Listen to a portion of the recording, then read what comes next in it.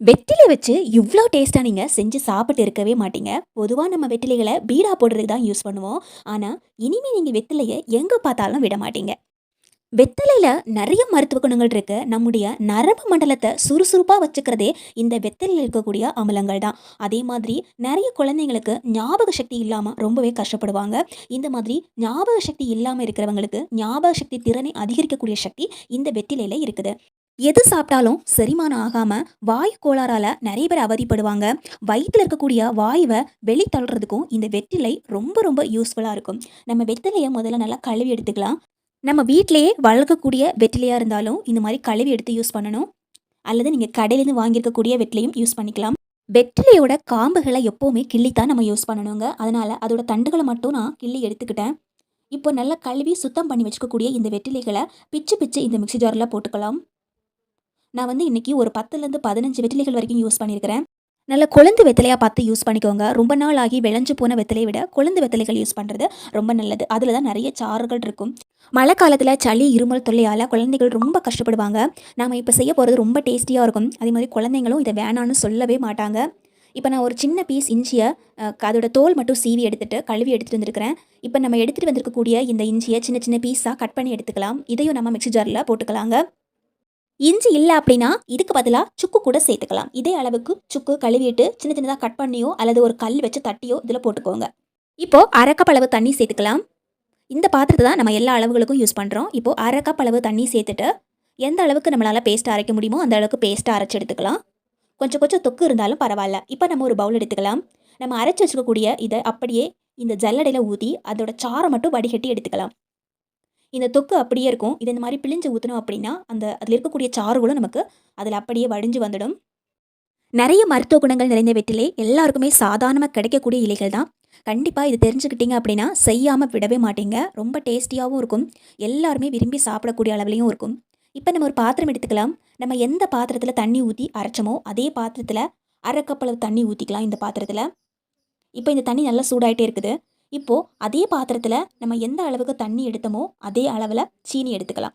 நான் இன்னைக்கு சீனி எடுத்துக்கிறேன். இதுக்கு பதிலா நீங்க சர்க்கரை, வெல்லம், நாட்டு சர்க்கரை இப்படி எது வேணா எடுத்துக்கலாங்க. எது எடுத்தாலும் டேஸ்ட்டு நல்லா தான் இருக்கும்.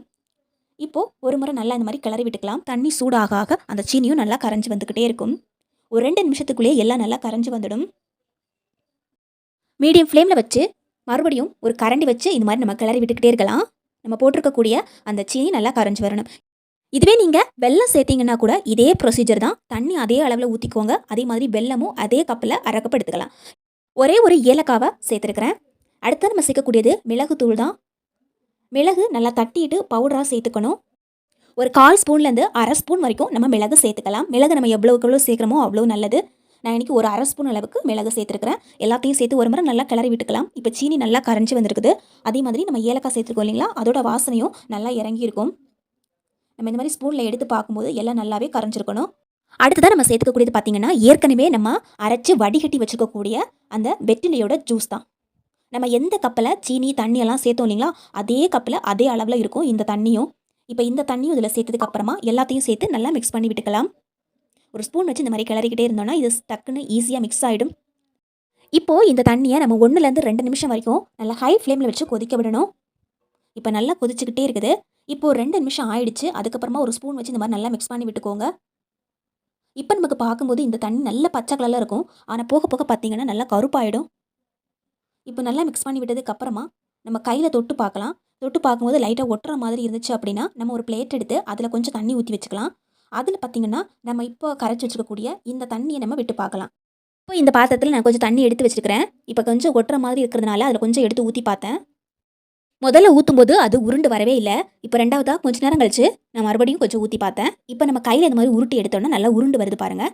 நம்ம பாகுபதம் அப்படின்னு சொல்லுவோம் இல்லைங்களா, அந்த மாதிரி கொஞ்சம் திக்காக வரணும், அவ்வளோதான். நல்லா காஞ்சி வரும்போது இந்த மாதிரி நல்லா கலரும் நல்லா மாறி வந்துடும்.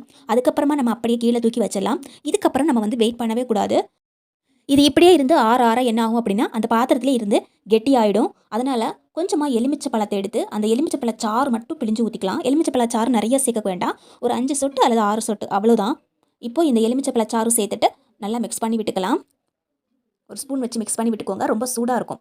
இப்போ நமக்கு தேவைப்படுறது ஒரு பெரிய பிளேட் தான்.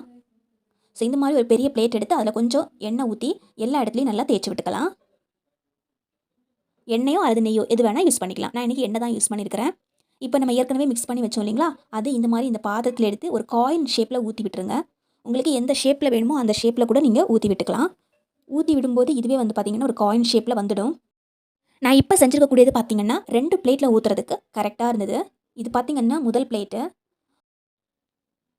இந்த மாதிரி எல்லாத்துலேயும் ஊற்றி வைக்கும்போதே வந்து கேட்டுகிட்டே இருந்தாங்க, என்ன சரிங்க அப்படின்னு. நான் இந்த மாதிரி சொன்ன உடனேயே வெயிட் பண்ணிகிட்டே இருந்தாங்க.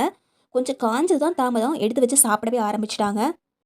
2வதா ஒரு பிளேட்டில் இதை தான் ஊற்றி வச்சுருந்தேன். இது மட்டும் தான் மிச்சம் இருந்தது. இந்த மாதிரி நம்ம கையில் எடுக்கும்போது பார்த்திங்கன்னா அழகாக கையிலேயே வந்துடும்.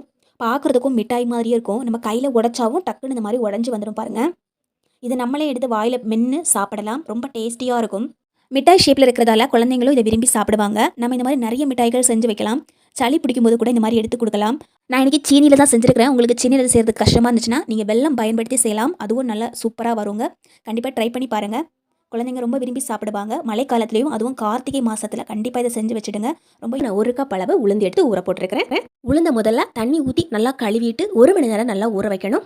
உளுந்து ஊற வைக்கும்போது நம்ம குடிக்கிறதுக்காக யூஸ் பண்ணக்கூடிய தண்ணி ஊற்றி ஊற வைக்கணும். இப்போது உளுந்து நல்லா ஊறிடுச்சு. நம்ம கையில் எடுத்து பார்க்கும்போது உளுந்து நல்லா ஊறி இருக்கிறது நமக்கு தெரியும். நல்லா புஃப்னாக இருக்கும்.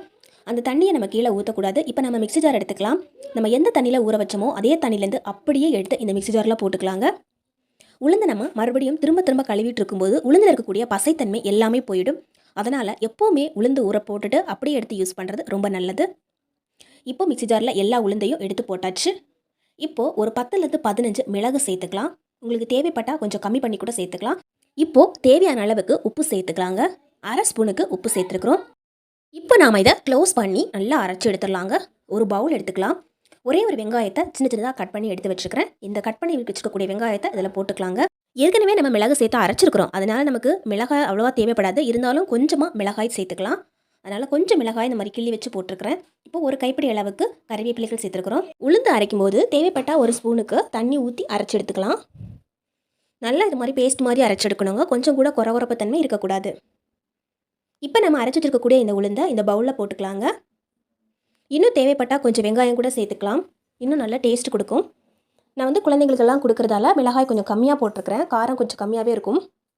நீங்கள் இன்னும் கொஞ்சம் காரம் தேவைப்பட்டால் கொஞ்சம் காரம் இஞ்சி கூட கட் பண்ணி போட்டுக்கலாம். டேஸ்ட்டு நல்லாவே இருக்கும். இப்போ எல்லாத்தையும் நல்லா மிக்ஸ் பண்ணி விட்டுக்கலாங்க. இப்போது நம்ம இது அரைச்சிட்டு உடனடியாகவே செய்ய ஆரம்பிக்கலாம். இதை நம்ம புளிக்க வைக்கணும் அப்படின்லாம் அவசியம் கிடையாது. அரைச்சி முடிச்சுட்டு உடனடியாகவே நம்ம செய்ய ஆரம்பிச்சிடலாம். இதில் தேவையான அளவு உப்பு சேர்த்துருக்குறோம். இப்போது நம்ம வீட்டில் இருக்கக்கூடிய ஒரே ஒரு கொட்டாங்குச்சி எடுத்துக்கலாம். இந்த மாதிரி கண் இருக்கக்கூடிய கொட்டாங்குச்சி எடுத்தோன்னா கொஞ்சம் பாலிஷாக இருக்கும் அந்த இடம். கையில் கொஞ்சம் தண்ணி தொட்டு அந்த சிரட்டை மேலே இந்த மாதிரி தொட்டு தடவி விட்டுக்கலாங்க. தடவி விட்டுட்டு நம்ம மிக்ஸ் பண்ணி வச்சுருக்கக்கூடிய மாவில் கொஞ்சமாக எடுத்து இந்த சிரட்டை மேலே இந்த மாதிரி வச்சு கொடுக்கலாம். இப்போ இந்த மாதிரி வச்சு விடலாங்க. தேவைப்பட்டால் நடுப்பகுதியில் இந்த மாதிரி ஒரு ஓட்டை போட்டு விட்டுக்கலாம். அல்லது ஓட்டை போடாமல் கூட செஞ்சுக்கலாம். இப்போ இந்த மாதிரி ஓட்டை போட்டாச்சு. எண்ணெய் நல்லா காய வச்சுருக்குறோம். எண்ணெய் நல்லா காஞ்சதுக்கப்புறமா இந்த சிரட்டையை அது மேலே இந்த மாதிரி வைக்க வேண்டியது தான். இது கொஞ்சம் வேக ஆரம்பித்ததுக்கப்புறம் தானாகவே இந்த சிரட்டையிலேருந்து அப்படியே விழுந்துடும். நம்ம நார்மலாக ஃபஸ்ட் டைம் மெதுவடை போடுறவங்களுக்கு ஓட்டை போடுறதுக்கு கொஞ்சம் கஷ்டமாகவே இருக்கும். ஓட்டை சரியாகவே விழாது. ஆனால் இந்த மாதிரி சிரட்டை வச்சு நம்ம மெதுவடை போடும்போது ஓட்டை நல்லா சூப்பராக பெர்ஃபெக்டாக வரும். நம்ம மெதுவடையும் நல்லா ரவுண்ட் ஷேப்பில் கிடைக்கும். இப்போது 2 மெதுவடையை இந்த மாதிரி போட்டிருக்கிறோம். இன்னும் 2 மெதுவடையை நான் கையிலேயே போட்டிருக்கிறேன். நம்ம கடைசியாக காமிக்கிறேன் பாருங்கள். நம்ம சிரட்டையில் போட்ட மெதுவடைக்கும் கையிலேயே போட்ட மெதுவடைக்கும் நிறைய டிஃப்ரென்ஸ் இருக்கும். நம்ம சிரட்டையில் போட்ட மெதுவடை நல்லா ரவுண்ட் ஷேப்பில் இருக்கும். அதே சமயத்தில் நடுப்பகுதியில் போட்ட ஓட்டையும் நல்லாயிருக்கும். இப்போ நல்லா வெந்துடுச்சு. இந்த மாதிரி உங்களுக்கு மெதுவடை போடுறதுக்கு கஷ்டமாக இருந்துச்சு அப்படின்னா இந்த முறையில் ட்ரை பண்ணி பார்க்கலாம். நல்ல மொறு மொறுன்னு சாஃப்டான மெதுவடையை ஈஸியாக செஞ்சு எடுத்துக்கலாங்க.